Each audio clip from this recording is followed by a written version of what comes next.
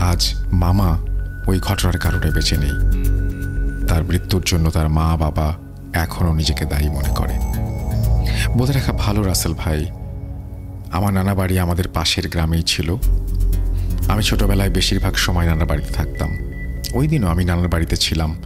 যেখানে ঘটনাটা ঘটে আমার নানার বাড়ি থেকে 10 থেকে 15 মিনিটের হাঁটা রাস্তা। কয়েকটি হিন্দু বাড়ি আছে সেখানে। ওই এলাকার নাম হলো চালপাড়া, নোয়াখালীর ভাষায় যাকে বলা হয় চালহারা। বলে রাখা ভালো, ওই জায়গায় যে হিন্দু বাড়িগুলো আছে তা একটা অপরটার থেকে বেশ দূরে দূরে। ঘটনাটি ঘটে যেদিন, সেদিন এক হিন্দু লোক মারা যান। ওনাকে ওই দিন সন্ধ্যায় শ্মশানে নিয়ে যাওয়া হয় লাশ পোড়ানোর জন্য। শ্মশানটি ছিল একটি হিন্দু বাড়ির থেকে দূরে। মাটির রাস্তা দুপাশে বড় বড় ঘাস, ঘাসের পাশে দাঁড়িয়ে সারিবদ্ধভাবে বড় বড় তাল গাছ।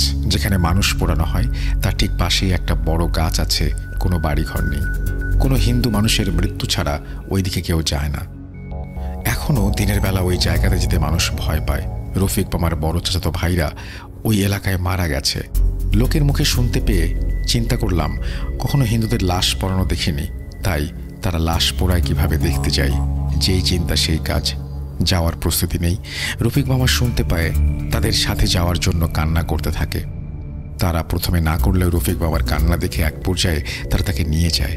ওখানে গিয়ে দেখে যে হিন্দুদের লাশের আগুন দেওয়ার জন্য প্রস্তুতি নেওয়া হচ্ছে।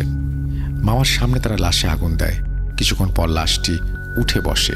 যার নাক দিয়ে রক্ত পড়ছিল, হিন্দুরা লাশটিকে লাকড়ি দিয়ে আবারও শুইয়ে দেয়।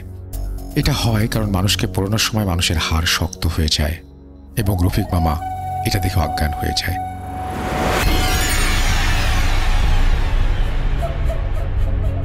অচেতন অবস্থায় রফিক মামাকে বাড়িতে নিয়ে আসা হয়। এটা দেখে রফিক মামার মা চিৎকার করে ওঠে। আমরা সবাই তাকে ডাক্তারের কাছে নিয়ে যাই। ডাক্তার তাকে চেক আপ করে। তারপর সকালে তার জ্ঞান ফেরে। আমরা এবং সবাই রফিক মামার চাচাতো ভাইদের থেকে ঘটনাটি শুনতে পাই। এরপর সবাই ওখানে যাওয়ার জন্য তাকে বকাঝকা করতে থাকে। ঘটনাটা এখানে শেষ হলে পারত। তারপর থেকে রফিক মামার একটা রোগ দেখা যায়, তাকে বলে মৃগী রোগ। এ রোগে নাকি মানুষের হঠাৎ করে মস্তিষ্ক কাজ করা বন্ধ করে দেয়।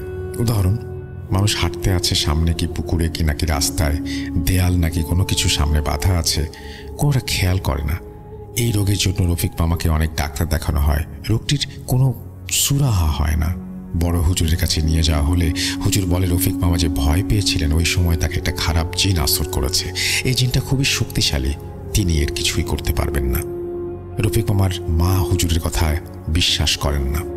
এভাবেই কেটে যায় 3 থেকে 4 বছর। রফিক মামার রোগটা আরও বেড়ে যায়। বলে রাখা ভালো, রফিক মামার একজন ফুপু ঢাকার গুলিস্তান এলাকায় থাকত।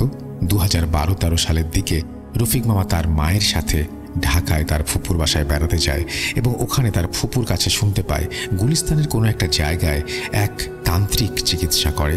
রফিক মামাকে ওখানে নিয়ে যাওয়া হয়। তান্ত্রিক মামাকে দেখে বললেন তিনি এর চিকিৎসা করতে পারবেন, 20,000 টাকা লাগবে। 2012-13 সালে 20,000 টাকা কম ছিল না।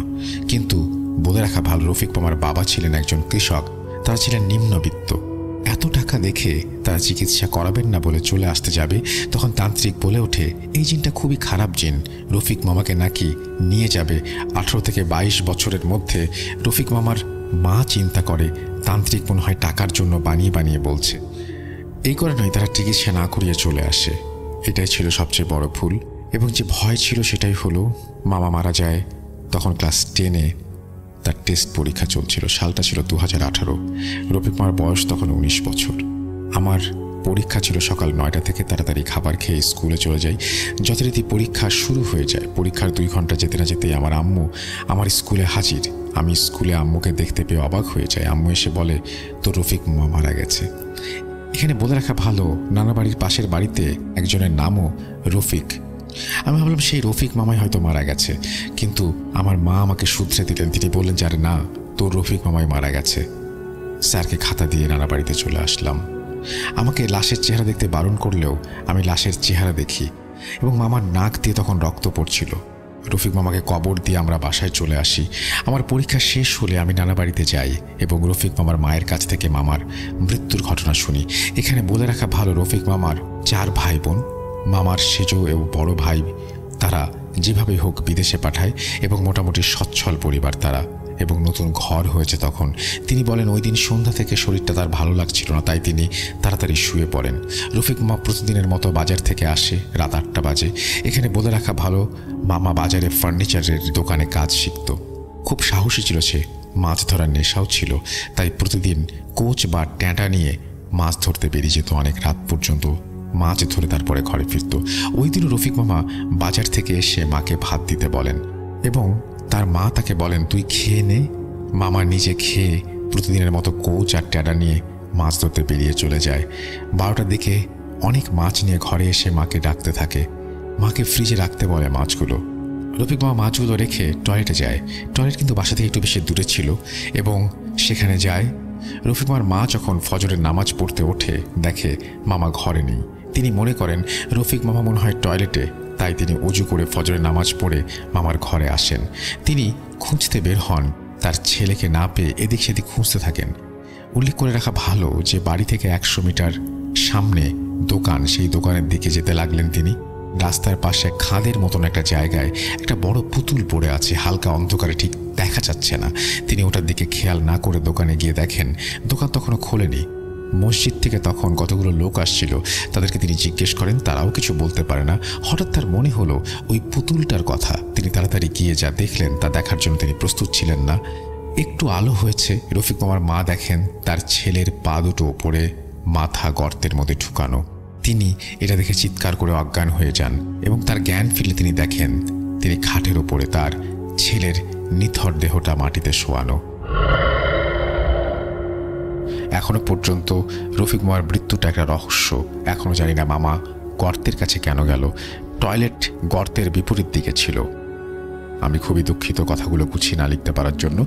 এই বলে তিনি তার ঘটনা শেষ করেছেন। একটা রহস্যময় ঘটনা তিনি জানিয়েছেন, যদিও লেখাটার মধ্যে একটু ঝামেলা ছিল বলে আমার পড়তে একটু অসুবিধা হয়েছে। I am really sorry for that, but আপনারা নিশ্চয়ই ঘটনাটা বুঝতে পেরেছেন।